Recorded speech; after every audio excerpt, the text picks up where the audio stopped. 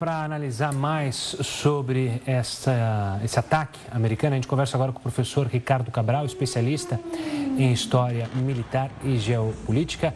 Professor, muito obrigado pela participação aqui conosco dentro desse Hora News. Eu queria começar me questionando sobre justamente a habilidade do ataque norte-americano por conseguir retirar Nicolás Maduro de forma tão rápida e se faz muito paralelo com o que ocorreu em 89 no Panamá, que também foi a retirada de um ditador. De fato, esse paralelo faz sentido no ataque de hoje? Bem, bom dia a todos, né? Um feliz ano novo. Bom dia especial, Gustavo e Renata, né? Um prazer estar aqui com vocês. Bem, a operação no Panamá ela foi muito mais extensa, né? Ela teve outros objetivos, né? O que aconteceu é o seguinte, né? Assim, para ser bem rápido, né? Houve infiltração de forças especiais americanas, forças especiais da CIA, muita atuação de serviços de inteligência, a CIA, claro, envolvida, a CIA envolvida, provavelmente outro serviço de inteligência, o Mossad, por causa do envolvimento do Maduro com os grupos Hamas e Hezbollah. Então, é uma operação de infiltração. Você observa que o ataque americano ele foi uma operação de decapitação contra determinados alvos militares. Né? Eles destruíram uma bateria Buk, destruíram alguma coisa, mas observe que, por outro lado, a Força Aérea Venezuelana não levantou, né? Ela não foi para o ar para combater os aviões americanos, né? Provavelmente eles foram, a gente chama de jamear, né? Ou foi interferido, né? Os americanos lançaram aviões, interferiram na comunicação, o espaço eletromagnético das comunicações das forças venezuelanas, mas observem, a internet funcionou. Por quê? Porque dentro do espectro de operações das forças especiais está lá a guerra psicológica. Você veja, a internet começou a aparecer um monte de coisa dentro da Venezuela, concitando a população para ir à rua apoiar a derrubada do regime. Dito isso, a operação em si, né, o que tinha lá os americanos? Eles tinham, em Porto Rico, a Força Delta, um esquadrão de deltas, tinham levado para Porto Rico Rangers, uma companhia de Rangers, que é uma companhia de comandos, né? Um tipo de força especial de comandos. Tinha a 82 Airborne, uma tropa de paraquedistas. A operação foi feita com helicópteros Black Hawk e Chinook. Provavelmente eles identificaram onde estava Maduro, a inteligência identificou. Eles fizeram essa operação muito rapidamente. A gente chama isso no jargão militar de extração. E esses ataques pontuais serviram para distração e para, né, você ver as imagens, né? A gente não sabe se essas imagens são verdadeiras. Isso aí é Black Hawk atuando, né? Os Black Hawks em formação, né? Eles estão numa formação tipo um triângulozinho, né, que se usa, e você vai com o Chinook atrás. Provavelmente a operação foi muito rápida. Eu diria, para esse tipo de operação, 20 minutos, 30 minutos já é erro, já está dentro de margem de erro, isso não é para acontecer dessa maneira. A extração foi feita, uma operação de decapitação para não tirar os venezuelanos, o governo venezuelano, dos seus lugares, interditar as comunicações, e ele foi extraído. A princípio, ele foi levado para Nova York, onde tem 4 processos contra ele, segundo a procuradora Pamboldi, né? E todas elas com penas que podem prisão perpétua ou morte, né? Ou pena de morte, porque o Estado de Nova York prevê isso. A operação militar em si, tá? Ela me parece ter sido planejada já há bastante tempo, essa extração. Você veja, isso aí é o quê? Isso é uma bateria sendo destruída. Ela foi destruída. Normalmente, o que você faz? Os jatos fazem. Né? Isso provavelmente foi jato. Porque se ela fica num lugar, ela foi atacada pelo míssil Tomahawk. Mas quando os jatos observam que a bateria está emitindo, né, o radar, a estação de radar da bateria emitiu, o míssil é mandado logo em seguida. E ela meio que se autodefende, né? Ela vê na proximidade, ela lança todos os seus mísseis de uma vez só. você veja que as explosões são bem localizadas. Ou seja, eles levantaram... Isso me parece até ataque de Tomahawk, tá?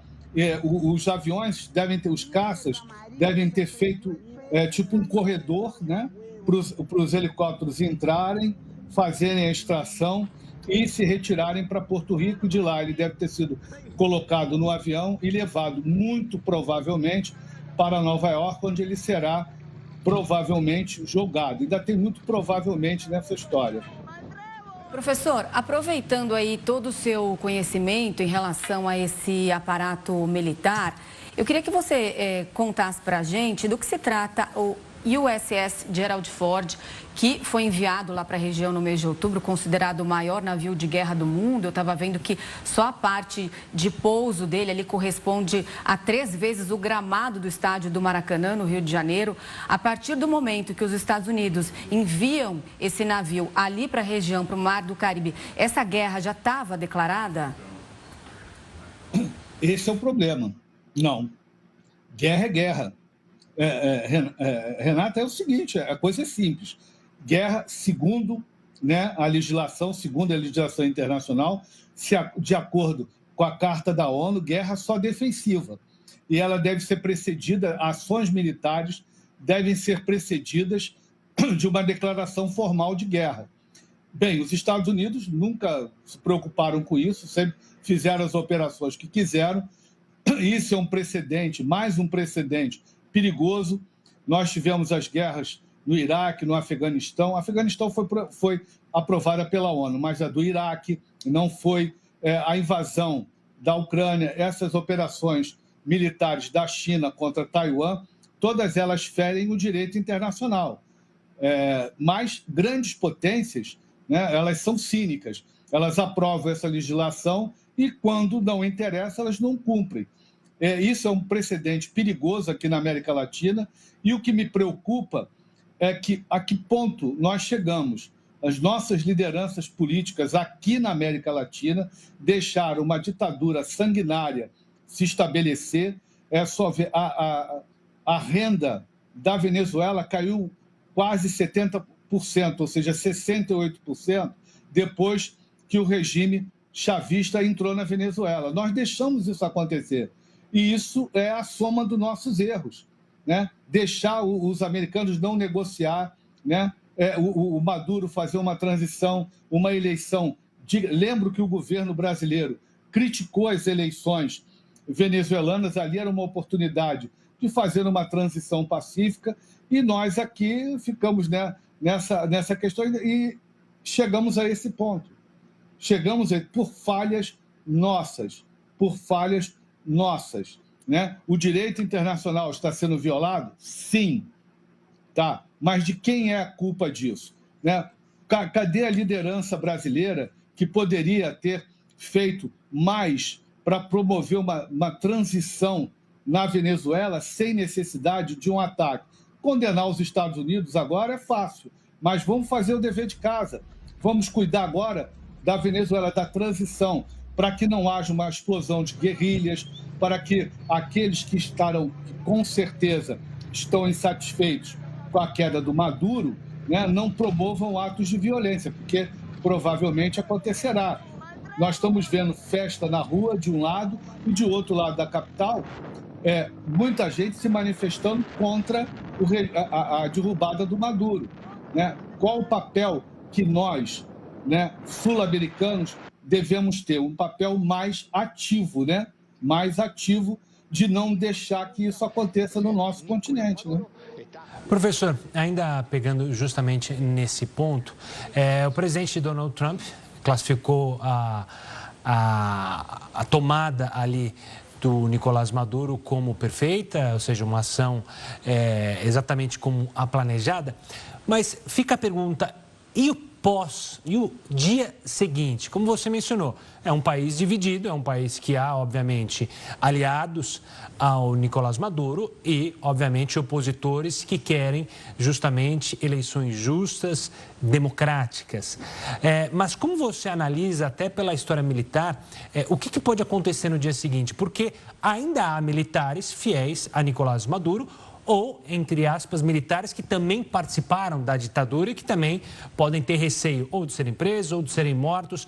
Eles vão responder a isso? Vão sair pacificamente do poder? O que a história mostra e como a gente tem que ficar atento a esses dias seguintes na Venezuela? A gente pode pegar um paralelo que aconteceu no Iraque.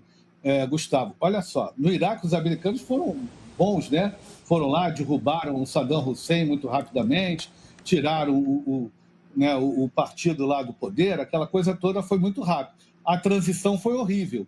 10 anos de guerra civil, quase. Os americanos perderam mais gente, né, pacificando, né, estabilizando o país, do que efetivamente na conquista dele. E ainda permitiram o surgimento de um movimento terrorista sunita, baseado justamente naqueles descontentes do regime Saddam, que foi o Estado Islâmico. Bem, o que acontece ali na Venezuela é um pouco diferente. Vamos lá, não é o Maduro é apenas a face pública do regime, que tem um grupo em torno. Você tem o Diosdado Cabello, né, que é o ministro do Interior e o responsável pelas milícias bolivarianas, ou seja, grupos de civis armados organizados pelo Estado que visam defender o regime. Você tem o grupo político, né, que é a Delcy Rodrigues e o Jorge Rodrigues, né, a vice-presidente e o presidente da Assembleia Nacional, que são, vamos dizer assim, um braço político, né, e também econômico, né, já que eles controlam também parte da economia, e como apareceu ali, o Vladimir Padrino Lopes, que é das Forças Armadas, né, que é efetivamente quem comanda as Forças Armadas. Ora, nesse momento que nós vamos ver como que a oposição e o governo vão negociar, como é que será feita essa transição, como é que será permitido, vai soltar todos os presos políticos? Vamos soltar, vamos fazer novas eleições quando? Daqui a 1 ano, 2 anos? Vamos desmontar, né, a máquina chavista, o aparelhamento do Estado burocrático do governo venezuelano, tirando os chavistas e promovendo uma oxigenação com várias correntes, com novos concursos e etc. Esse é o grande problema, Gustavo. Como é que vai ser feita essa transição? Presença militar americana vai o quê? Vai promover uma agudização das tensões, vai aumentar as tensões e o radicalismo entre as facções políticas. O melhor para os americanos é apoiar de outra maneira, abrindo o seu mercado, permitindo as exportações, suspendendo as sanções e apoiando, né, a constituição de um governo de transição, né? Esse seria o melhor caminho. Nem sempre o melhor caminho é aquele que a realidade permite que se coloque. Neste momento, o que eu estou estranhando tem imagens, vocês mostraram as imagens, de pessoas na rua e a polícia não está reprimindo. Menos mal, né? Menos mal. Porque até ontem, o que o Maduro estava mandando, né? Inclusive mandou que as forças paramilitares, essas milícias, atirassem na oposição. Tivemos casos de atropelamentos, mortes, muita gente sendo presa, torturada, tá? E agora nós temos que ver como é que vai ser a transição. Tirar o Maduro, simplesmente, não resolve o problema na Venezuela.